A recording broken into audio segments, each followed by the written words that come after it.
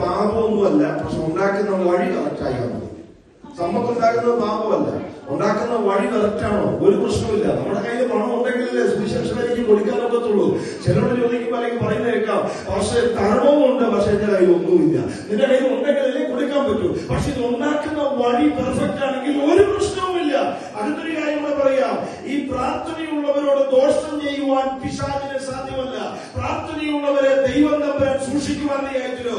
ഈ യാക്കോബിന്റെ ഫാദറിലായിരിക്കുന്ന ഈ ലാഭം വന്നിട്ട് പറയുന്നൊരു പദമുണ്ട്. 31-ാം അധ്യായത്തിന്റെ 7-ാം വാക്യം 29-ാം വാക്യത്തിലും നിങ്ങൾ നോട്ട് ചെയ്താൽ മതി. 7:29 പറയുന്നത്, നിങ്ങളോട് ദോഷം ചെയ്യുവാൻ എന്റെ പക്കൽ ശക്തിയുണ്ട്, പക്ഷേ നിങ്ങളുടെ പിതാക്കന്മാരുടെ ദൈവം നിന്റെ ദൈവം തമ്മിൽ കഴിഞ്ഞ രാത്രിയിൽ എന്നോട് പറയുവാനിടയായി അവൻ യാക്കോബിനോട് ഗുണമെങ്കിലും ദോഷമെങ്കിലും ചെയ്യാതിരിക്കാൻ സൂക്ഷിച്ചു കൊടുക്കുക. ഒരു മോർണിംഗ് കൊടുത്തിരിക്കുന്നത് സൂക്ഷിച്ചു കൊടുക്കുക. നമ്മുടെ കഴിവല്ല, മിടുക്കല്ല. നിങ്ങൾ ഇവിടെ വരെ എത്തിയെങ്കിൽ, എന്തെങ്കിലും ആയിത്തീർന്നെങ്കിൽ, എന്തെങ്കിലുമൊക്കെ ആയെങ്കിൽ നിങ്ങളുടെ പ്രാർത്ഥനയാണ്. ദൈവങ്ങളെ പ്രാർത്ഥിക്കാൻ ഒരു അല്പം പോലും മടി കൂടാതെ ദൈവസ്ഥല് നാം ചേർന്ന് നിൽക്കുവാനിടയാകണം. പ്രാർത്ഥനയുള്ളവർ ഒറ്റപ്പെട്ടാലും ഒറ്റയ്ക്കല്ല, ദൈവം അവരോട് കൂടെയുണ്ട്.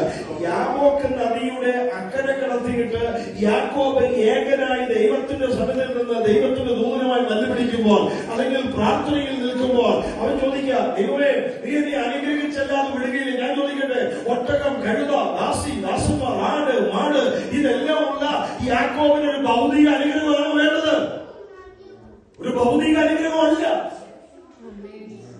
ഞാൻ പറയുന്നത് നിങ്ങൾക്ക് എത്രത്തോളം ഉൾക്കൊള്ളാൻ കഴിയുമെന്ന് അറിയത്തില്ല. നിങ്ങൾ നിങ്ങളുടെ ഭൗതിക നന്മയ്ക്ക് വേണ്ടി അത് തരണേ ഇത് തരണേ എന്ന് പ്രാർത്ഥിച്ചില്ലേലും നിങ്ങളുടെ ആത്മദൃഷ്ടി പ്രകാശിക്കാൻ വേണ്ടി പ്രാർത്ഥിച്ചാൽ നിങ്ങളുടെ ഭൗതികം ആ കൂട്ടത്തിൽ സ്വർഗസ്ഥനായ ദൈവം തരുവാൻ തയ്യാറാണ്. നിങ്ങളുടെ അകത്തെ മനുഷ്യൻ ബലപ്പെട്ട്, കാരണം നമ്മുടെ ആവശ്യങ്ങളും അത്യാവശ്യങ്ങളും നടത്തി തരുന്നവനാ ദൈവം തമ്മിൽ. നിങ്ങളുടെ ഒരു ആവശ്യങ്ങളും മുടങ്ങത്തില്ല, നിങ്ങളുടെ ഒരു അത്യാവശ്യവും മുടങ്ങത്തില്ല. ദൈവം തമ്മിൽ ഇതെല്ലാം നടത്തുന്നത് ദൈവത്തിന്റെ നീതിയാണ്. ദൈവം തമ്മിൽ നിങ്ങളോട് കരുണ കാണിക്കും. പക്ഷേ നിങ്ങളുടെ ആത്മദൃഷ്ടി പ്രകാശിക്കാൻ വേണ്ടി നിങ്ങൾ ആത്മാർത്ഥമായി പ്രാർത്ഥിക്കണം. നിങ്ങൾ ബൈബിൾ വായിക്കാൻ വേണ്ടി പ്രാർത്ഥിക്കണം. നിങ്ങൾ